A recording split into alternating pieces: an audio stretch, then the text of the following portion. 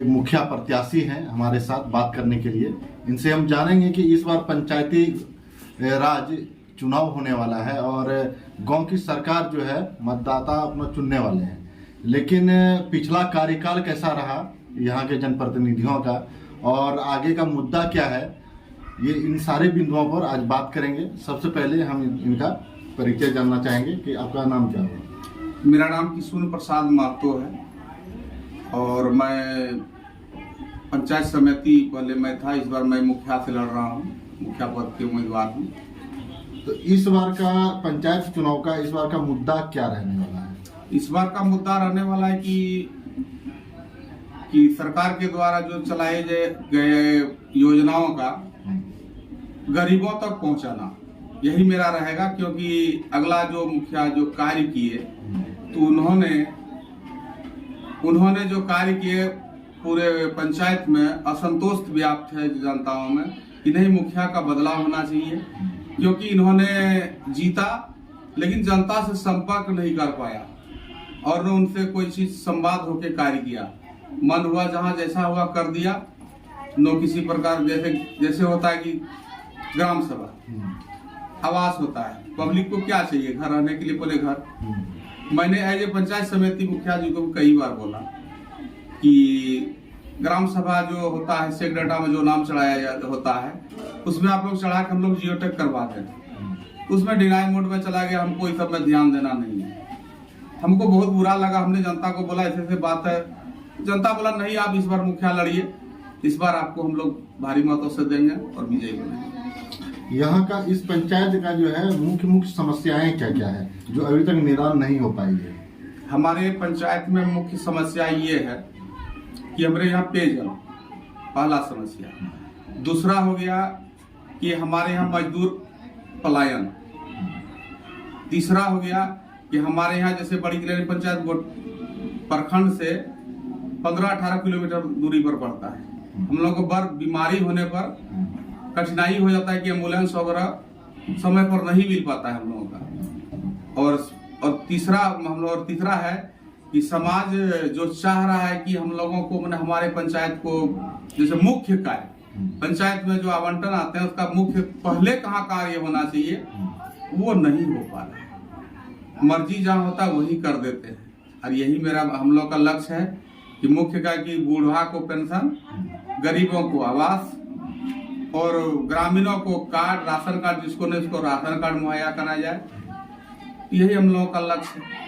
जैसे आप पलायन का बात किए मजदूरों का, तो लॉकडाउन जैसे लगा था कोरोना के वैश्विक महामारी में, तो काफी लोग जो बाहर में पलायन करके जो गए थे मजदूर वो अपने अपने गांव के ओर वापस लौटे।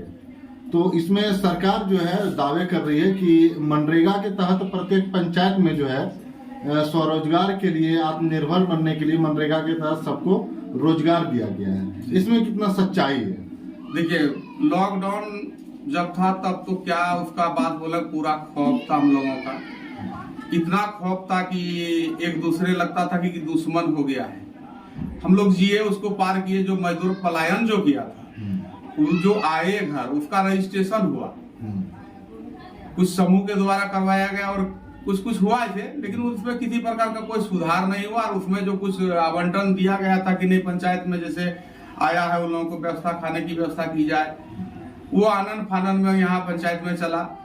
हम लोगों ने कई जगह गया कि भाई ये जो भोजन दे रहे हैं तो कैसे दे रहे हैं, कितना आदमी आपका बना खाना, तो लोग बोलता है हम लोग को जो मिला हम लोग कर रहे हैं।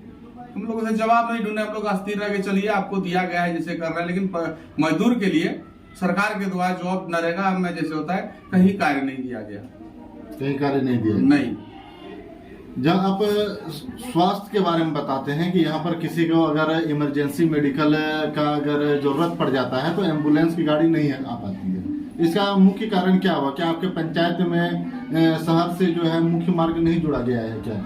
मुख्य मार्ग जोड़ा गया है, मुख्य मार्ग है, लेकिन हमारे यहाँ देखिए जिस भी पंचायत का पहले होता है कि सरकार क्यों निकाला है पंचायत जो दिया है कि पंचायती राज, पंचायत में अगर कहीं जुड़ाव नहीं हो रहा है एम्बुलेंस तो उसका खबर पहुंचाना मुख्य दायित्व होता है मुखिया का।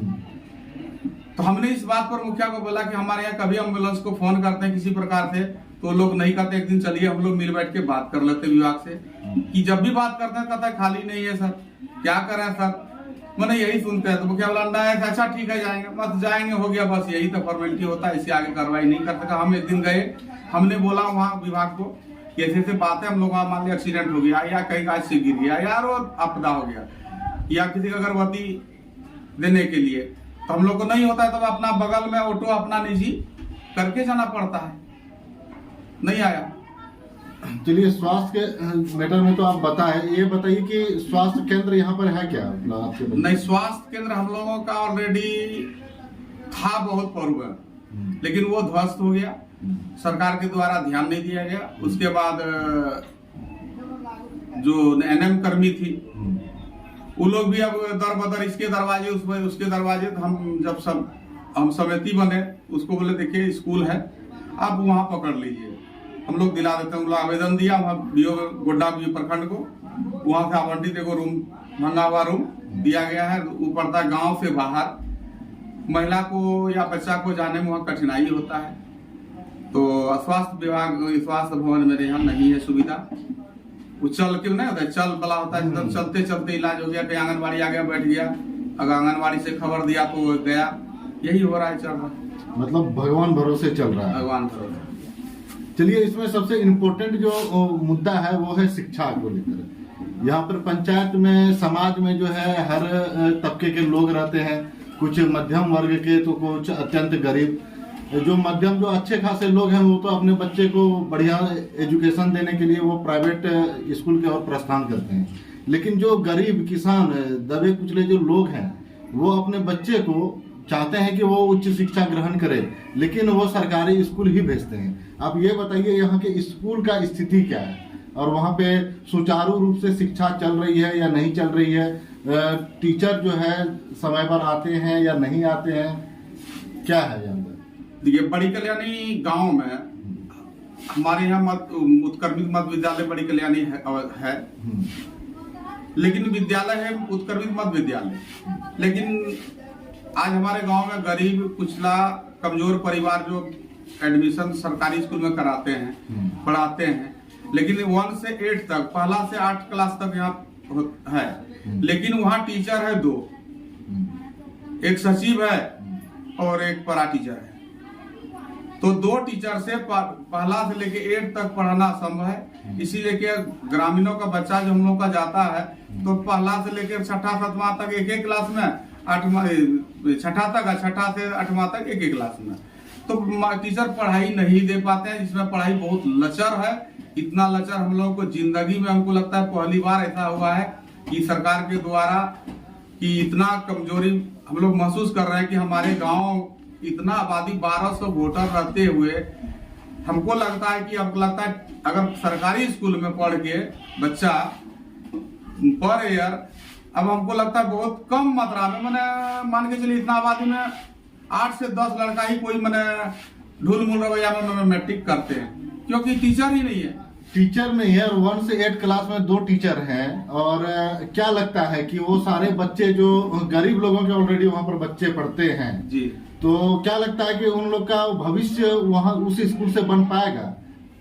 देखिए, भविष्य शिक्षा जो है नहीं बन पाएगा। हमने अनुभव प्राप्त, हम अपना मन से समाज को भी बोलते हैं कि जैसे हम लोगों का स्थिति जो देख रहे हैं, लोग चांद मंगल ग्रह में जा रहे हैं और पंचायत और जगह जा रहे हैं, और स्कूल और जगह दूसरा राज्य और जा रहे हैं, लेकिन मेरा जो जा रहा है और नीचे स्तर में जा रहा है। 1990 के दशक में हम लोग जो थे वही स्कूल में हम लोग पढ़ते थे, हम लोग स्कूल का लड़का पढ़ के बढ़िया क्वालिफिकेशन करते थे, लेकिन अब ऐसा स्थिति आ गया है कि क्वालिफिकेशन एकदम डैमेज हो गया है। वहाँ क्या करेगा टीचर? एक टीचर हम लोग कई बार हम लोग गाँव वाला गए, गाँव वाला बोला हम लोग करें तो करें क्या, एक हम लोग खिचड़ी बनाने का बनाए, इसी में हम लोग का समय पार, एक बचा तो मान ले एक में अगर 150 बच्चा हो गया, 200 बच्चा, तो क्या करेगा मास्टर अकेले? इसलिए कि यहाँ की व्यवस्था बड़ी कमजोर है झारखंड की, और झारखंड में से गोड्डा में से बड़ी कल्याणी सबसे बड़ी कल्याणी पंचायत में आप जैसे बता रहे हैं, यहाँ पर इन सारे समस्याओं का निदान जो है कैसे हो पाएगा? अगर जनता का पूर्ण समर्थन अगर आपको मिलता है,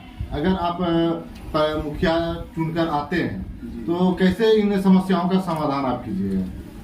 अगर जनता का आभार मुझे मिला और मुझे विजयी अगर मिला तो हम पहला काम मैं शिक्षा विभाग गोड्डा या यहाँ नहीं हो तो उससे आगे भी मुझे कुछ करना पड़े तो मैं वहां तक पहुंचूंगा और इसमें बढ़ावा देने के लिए सरकार से मांग पत्र रखूंगा।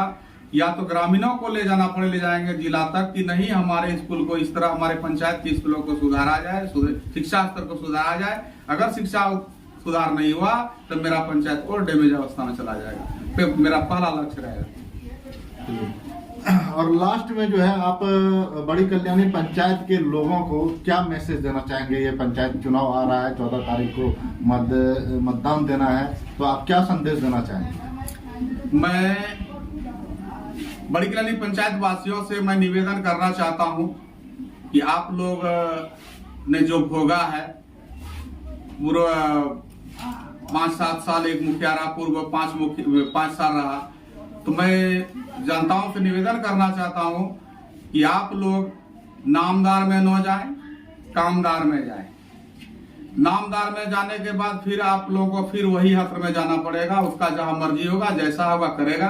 और कामदार में जाओगे तो एक ही काम का हिसाब होगा और मैं जवाब जनता को दूंगा कि मैंने ये किया, वो किया, मैंने ये करने जा रहा हूँ। सारा चीज मैं पूछ के करूंगा कि मैं ये आपके वार्ड में ये करने जा रहा हूँ, मैं बिना पूछे कोई काम नहीं करूंगा।